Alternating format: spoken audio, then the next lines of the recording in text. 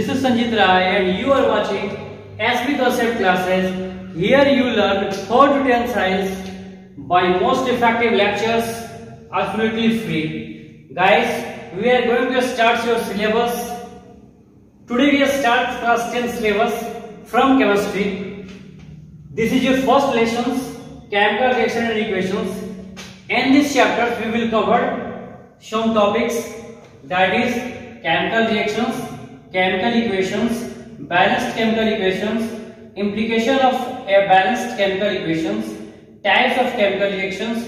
In types of chemical reactions we will cover combination reactions, decomposition reactions, displacement reactions, double displacement reactions, precipitations, neutralization reactions, oxidation and reduction also. Students, आज हम सब class 10 science से chemistry के department से हम लोग chemical reactions and equations के बारे में पढ़ेंगे। यह आपके सिलेबस का सबसे पहला लेसन है। इस लेसन में हम लोग कवर करेंगे कुछ टॉपिक्स को जो मैंने यहाँ पे राइट किया हुआ है। Chemical reactions, chemical equations, balance chemical equation, ये बहुत सारे ऐसे टॉपिक्स हैं जिसको हम लोग इस चैप्टर्स में कवर करेंगे। तो गाइस हम लोग स्टार्ट करते हैं टॉपिक्स को। ओके प्यारे बच्चों, मैं आपको बता दूं कि आपके एग्जाम्स में जो भी क्वेश्चंस आते हैं वो सब इन्हीं टॉपिक से निकल के आते हैं। यानी कि केमिकल रिएक्शन और इक्वेशंस में से जो भी क्वेश्चंस आपके एग्जाम में आएंगे वो सारे क्वेश्चंस इन्हीं टॉपिक से रिलेटेड होंगे। इन टॉपिक से बाहर आपके एग्जाम्स में कहीं से भी क्वेश्चन नहीं आएगा। सो मोस्ट बी दैट कि आप लोग इस चीज को बहुत अच्छी तरीके से पढ़ें, समझें, और फिर हम लोग इसके बाद इस लेसन को कंप्लीट करने के बाद इसमें हम लोग कुछ क्वेश्चन की प्रैक्टिस भी करेंगे। फ्रेंड्स, चलिए चलते हैं, हम लोग शुरू करते हैं अपने सिलेबस को और देखते हैं कि हमें क्या क्या पढ़ना है इसमें और हम लोग कैसे पढ़ते हैं। तो स्टूडेंट्स, देखते हैं हम आपके लेसन का सबसे पहला topic physical and chemical change. So हम समझते हैं कि फिजिकल चेंज और केमिकल चेंज होता क्या है। चेंज के बारे में तो आपको पता होगा कि चेंज हम कहते हैं किसको है, जब कोई भी सब्सटेंस बदल जाए, कोई भी बदल जाए तो उसको चेंज कहते हैं। बदलने के हम इंग्लिश में चेंज कहते हैं। इसमें हमें देखना है कि फिजिकल चेंज क्या होता है और केमिकल चेंज क्या होता है। फिजिकल चेंज हम किसको कह सकते हैं और केमिकल चेंज हम किसको कह सकते हैं। क्या क्या होना चाहिए, यानी कि कौन से ऐसे टर्म एंड कंडीशंस होने चाहिए फिजिकल चेंज के लिए और क्या टर्म एंड कंडीशंस होने चाहिए केमिकल चेंज के लिए। तो गाइस हम देखते हैं फिजिकल चेंज। फिजिकल चेंज कहता है कि in this change chemical reaction do not involve, यानी कि फिजिकल चेंज एक ऐसा चेंज होता है जिसमें कोई भी केमिकल रिएक्शन इन्वॉल्व नहीं होता है। But in chemical change chemical reaction are involve, chemical reaction जो होता है वो इसमें इन्वॉल्व होता है। यानी कि फिजिकल चेंज में आपको कोई भी केमिकल रिएक्शन देखने को नहीं मिलेगा, लेकिन केमिकल चेंज में केमिकल रिएक्शंस देखने को मिलेंगे। जैसे आज फॉर एग्जांपल्स की हम बात करें तो melting of ice, this is a physical change. अगर कोई आइस मेल्ट हो रहा है तो वह एक फिजिकल चेंज है, ना कि केमिकल चेंज है, क्योंकि इसमें कोई केमिकल रिएक्शन इन्वॉल्व नहीं होता है। सपोज कीजिए जैसे आपने मार्केट से, बाजार से आप एक बर्फ का टुकड़ा लेकर के आते हैं और उसको लाके घर में रख देते हैं। अब उसको रखने के बाद जैसे ही उसको टेम्परेचर मिलेगा, जैसे ही उसको हीट मिलेगी, वो मेल्ट होना शुरू हो जाएगा, यानी पिघलना शुरू हो जाएगा। और जब वो पिघलने में पानी हो गया तो आप उसको क्या बोलेंगे, उसको फिजिकल चेंज बोलेंगे। क्या बोलेंगे? फिजिकल चेंज बोलेंगे। केमिकल चेंज क्या होता है? दिस केमिकल चेंज यह एक परमानेंट चेंज होता है और इसमें केमिकल रिएक्शंस इन्वॉल्व होते हैं। जैसे आज फॉर एग्जांपल्स की बात करें हम तो रेस्पिरेशन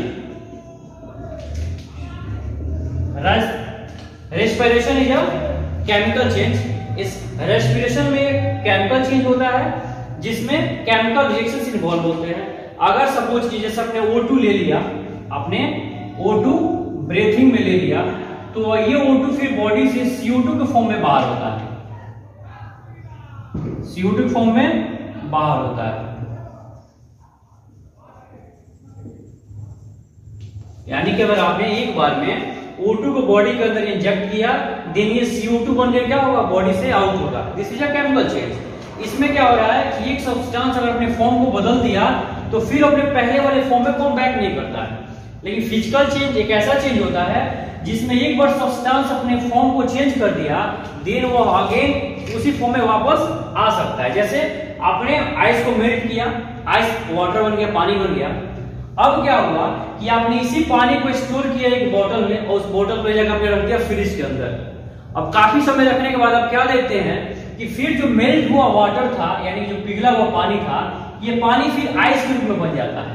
यानी कि एक बार यह आइस वाटर में कन्वर्ट हुआ और फिर देन क्या हुआ, ये वाटर से आइस में कन्वर्ट हो गया। तो इस चीज को हम फिजिकल चेंज बोलेंगे। फिजिकल चेंज में एक सब्सटेंस अपने फॉर्म को बदल के दूसरे में जा सकता है, फिर वो उस फॉर्म को बदल के पहले वाले फॉर्म में आ सकता है।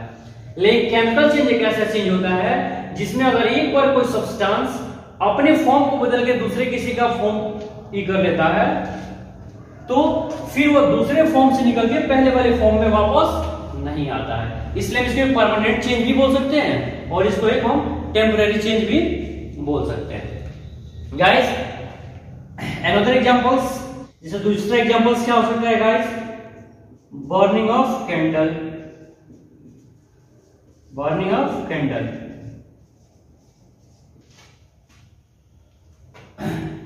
बर्निंग करने का मतलब क्या हुआ कि कैंडल को जलाना। जब हम कैंडल को जलाते हैं तो जलाने के बाद एक कैंडल वो सॉलिड फॉर्म से ओनली लिक्विड फॉर्म में आता है, इसमें कोई केमिकल रिएक्शन इन्वॉल्व नहीं होता है। जब एक हम कैंडल को जलाते हैं तो जलता है और वो सॉलिड फॉर्म में होता है। जब वो पिघलना शुरू होता है, मेल्ट होना शुरू होता है, तो मेल्ट होकर क्या बन जाता है, फिर वो लिक्विड फॉर्म में आ जाता है। हाँ, सेमी लिक्विड ही होता है, लिक्विड फॉर्म में आ जाता है। लेकिन केमिकल चेंज में क्या है, जैसे डाइजेशन, इसमें एग्जांपल से बात करें तो डाइजेशन। अब मान लो आपने एक बार खाना खा लिया, सपोज करते हैं आपने क्या किया कि खाना खा लिया, आपने खाने में चावल दाल सब्जी खाई, जितने भी चीज खा सकते थे आपने खाया। कुछ देर बाद क्या हुआ कि बॉडी में एक बायोलॉजिकल प्रोसेस हुआ और वो सारा भोजन पूरी तरीके से डाइजेस्ट हो गया और उससे तुम एनर्जी को बाहर कर रही है। और अब 2, 4, 5 घंटे बाद तुम्हें भूख लग गई।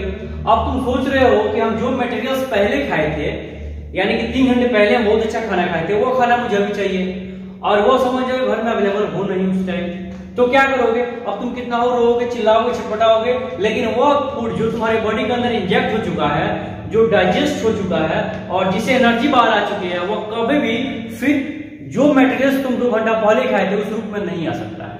कहने का मतलब कि इस डाइजेशन से, यानी कि एक बार जो तुम खाए और वो डाइजेस्ट हो गया, तो फिर वो डाइजेस्ट होने के बाद रोटी चावल दाल नहीं बन सकता है। तो इस टाइप के चेंज को हम केमिकल चेंज कहते हैं। हाँ, इसमें एक और बात है, अभी कुछ दिन पहले एक लड़के ने पूछ दिया था कि सर, जब मैं क्लास में पढ़ा रहा था कि physical change, sir physical change तो आप बताते हैं कि एक टेम्परेरी चेंज है, तो कुछ ऐसा भी होता है कि बहुत सारे ऐसे जो है लड़के लड़कियां हैं आज के टाइम में जो क्या करते हैं कि मेकअप वगैरह करके और ब्लैक ब्यूटी से व्हाइट ब्यूटी हो जाते हैं, लेकिन थोड़ी देर बाद जब उनको फिर से फेस को धोते हैं, वॉश करते हैं, फेस वॉश करते हैं, तो फिर वो पहले ही फॉर्म में आ जाते हैं। तो सर उसको हम फिजिकल चेंज बोलेंगे या केमिकल चेंज बोलेंगे? तो गाइस ये तो ना फिजिकल चेंज है ना केमिकल चेंज है, ये एक नॉर्मल चेंज है। ऐसा जो है पूरे बात में दिमाग में लाना सब, ठीक ना। देखो ये समझ में आ गया सबको, फिजिकल चेंज किसको कहते हैं, केमिकल चेंज किसको कहते हैं। इसमें 2 चीज दिमाग में रखनी है। फिजिकल चेंज हो तो उसमें केमिकल रिएक्शन इन्वॉल्व नहीं होता है, केमिकल चेंज हो तो उसमें केमिकल चेंज होता है वो इन्वॉल्व होता है। और देखो इसमें क्या होता है कि कोई भी सब्सटेंस अगर एक अपने फॉर्म को बदल के गया, देन वो अपने पहले वाले फॉर्म में वापस आ सकता है। लेकिन केमिकल चेंज एक ऐसा चेंज होता है जिसमें अगर कोई सब्सटेंस अपनी एक बार फॉर्म को बदल दिया, अपने रूप को बदल दिया, तो वो अपने पहले वाले रूप में नहीं आ सकता है। आगे बात समझ में, एग्जांपल्स की बात करें तो बहुत से एग्जांपल्स हैं, जैसे melting of ice, burning of candle. Chemical change की बात करेंगे तो respiration, digestion, etcetera etcetera. Okay students, देखते हैं अब शुरू होता है आपका चैप्टर्स आपके इस लेसन से, केमिकल रिएक्शन एंड इक्वेशन से। Main topics chemical reaction. अभी आप लोगों ने देखा केमिकल चेंज में कि केमिकल चेंज क्या होता है, फिजिकल चेंज क्या होता है। अब हम देखेंगे, आपने उसमें देखा था फिजिकल चेंज में मैंने एक बात बताई थी केमिकल रिएक्शंस के बारे में कि फिजिकल चेंज में केमिकल रिएक्शन इन्वॉल्व नहीं होता है। व्हाई?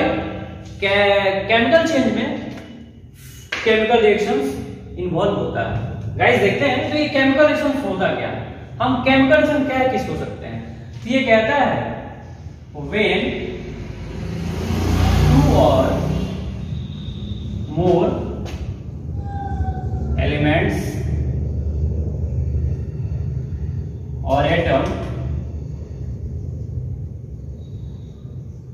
इंटरैक्ट या रिएक्शंस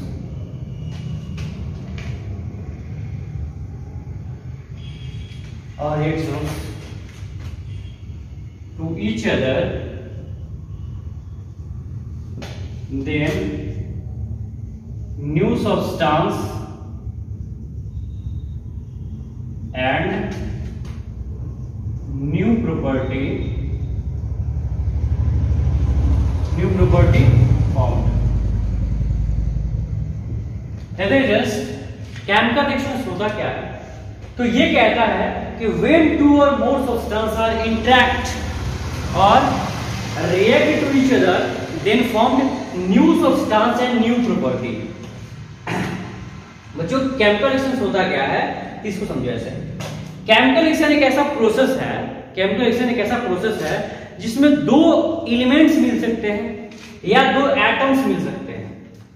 दो एलिमेंट्स या दो एटम्स मिल सकते हैं, वो एक दूसरे के साथ इंटरेक्ट करके या रिएक्ट करके जब एक नए सब्सटेंस को फॉर्म कर देते हैं तो इस पूरे प्रोसेस को हम केमिकल रिएक्शन कहते हैं। यहां पे आफ्टर केमिकल रिएक्शन एक नया सब्सटेंस फॉर्म होता है और एक नई प्रॉपर्टी फॉर्म होती है। जैसे आज फॉर एग्जांपल से बात करते हैं, जैसे मान लो कि आपके पास कोई सब्सटेंस ए है और दूसरा सब्सटेंस बी है।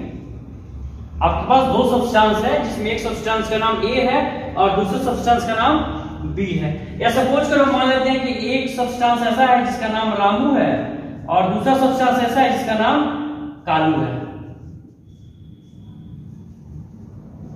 एक रामू और एक कालू है।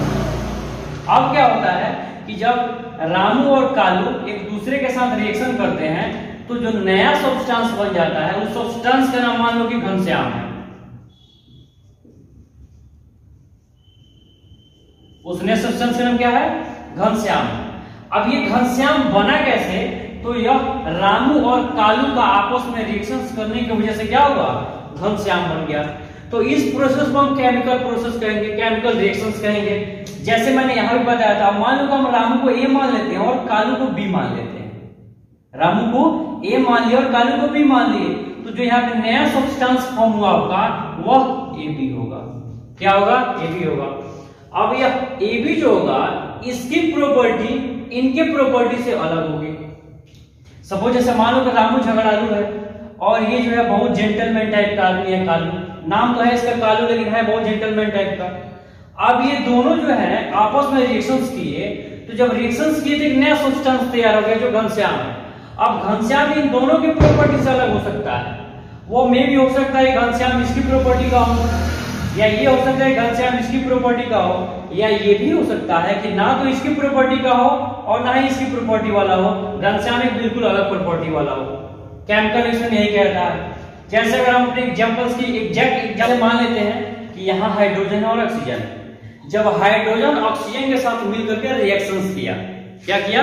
रिएक्शन किया, तो जो नया सब्सटेंस तैयार हुआ और जिस प्रोसेस से सब्सटेंस बना है हम उसी प्रोसेस को केमिकल रिएक्शन कहते हैं। क्या बोलते हैं? केमिकल रिएक्शन बोलते हैं। और ध्यान दो, जो इस केमिकल रिएक्शन में पार्टिसिपेट करता है, जो इस केमिकल रिएक्शन में पार्टिसिपेट करता है, भाग लेता है, उस पार्ट को हम रिएक्टेंट कहते हैं। क्या बोलते हैं?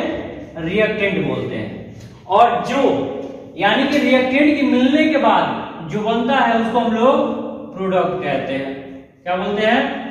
प्रोडक्ट। आई बात समझ? इसको क्या बोलते हैं? प्रोडक्ट बोलेंगे। ध्यान समझना।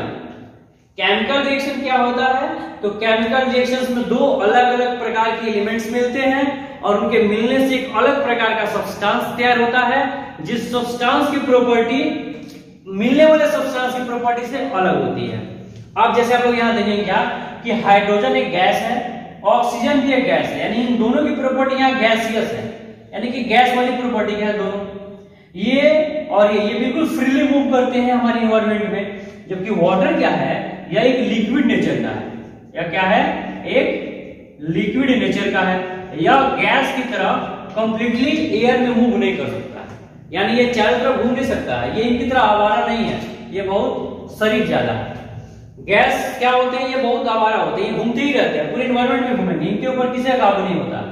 लेकिन जो प्रोडक्ट है यानी कि जो वाटर है यह एक लिक्विड नेचर का है, जैसे पानी को ही हम वाटर कहते हैं जिसमें लिक्विड। जब ये आप पानी और कहीं पे रख देते हैं तो ये वहीं पे रहेगा, कहीं जाएगा नहीं, अगर इसको स्टोर फॉर्म में हम रखते हैं तो। लेकिन गैस फॉर्म की जगह रख देंगे तो वहां रुकेगा नहीं, वो निकल जाएगा, ठीक है, नहीं किसी की बात नहीं सुनता। क्लियर? केमिकल रिएक्शन समझ में आ गया, सबको पता चल गया कि केमिकल रिएक्शन क्या होता है। इसमें ध्यान देने वाली बात यही है कि इसमें क्या होता है, एक ऐसा प्रोसेस होता है जिसमें, या कह सकते हैं आप कि एक ऐसा रिएक्शन होता है जिसमें दो सब्सटेंस एक दूसरे के साथ मिलते हैं, रिएक्शन करते हैं और एक नए सब्सटेंस को तैयार करते हैं। मे भी हो सकता है कि एक सब्सटेंस भी तैयार हो सकता है, एक से ज्यादा भी सब्सटेंस तैयार हो सकते हैं, और उनकी प्रॉपर्टी जो होगी वो अलग होगी। यानी कि जो प्रोडक्ट की प्रॉपर्टी होगी वो उसके रिएक्टेंट की प्रॉपर्टी से क्या होगी, अलग होगी। आई बात समझ में? केमिकल रिएक्शन यह शो करता है कि कुछ ना कुछ क्या होगा, वहां पे कुछ ना कुछ हरकत होगा। यानी कि जब दो सब्सटेंस मिलेंगे तो जब उनके बीच में कुछ ना कुछ हरकत होगा तो वहां एक नया सब्सटेंस बनेगा। अगर नया सब्सटेंस नहीं बन रहा है तो दिन वहां केमिकल रिएक्शन नहीं हो रहा है। इसके एग्जांपल्स आपको बहुत सारे देखने को मिलते होंगे अपने आसपास के मोहल्ले में, गांव में, शहरों में। जैसे सपोज करो आप कहीं जा रहे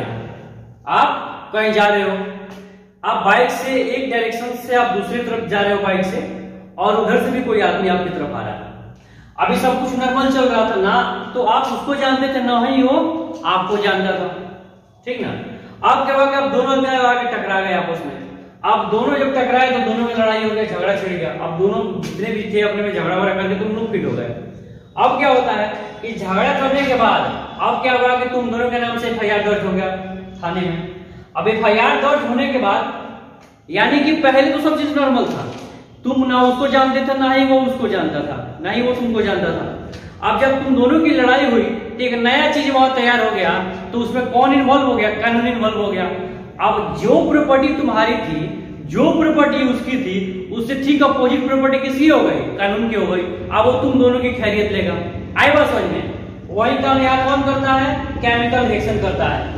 केमिकल रिएक्शन में ना तो हाइड्रोजन को पता है कि ऑक्सीजन कौन है, और ना ऑक्सीजन को पता है कि हाइड्रोजन कौन है। लेकिन जब ये दोनों मिल गए तो एक नया बखेड़ा खड़ा हो गया जिसको हम लोग क्या बोलेंगे, वाटर बोलेंगे। और यह केमिकल रिएक्शंस बाय प्रोडक्ट के रूप में वाटर देगा। क्लियर? कोई डाउट? ओके।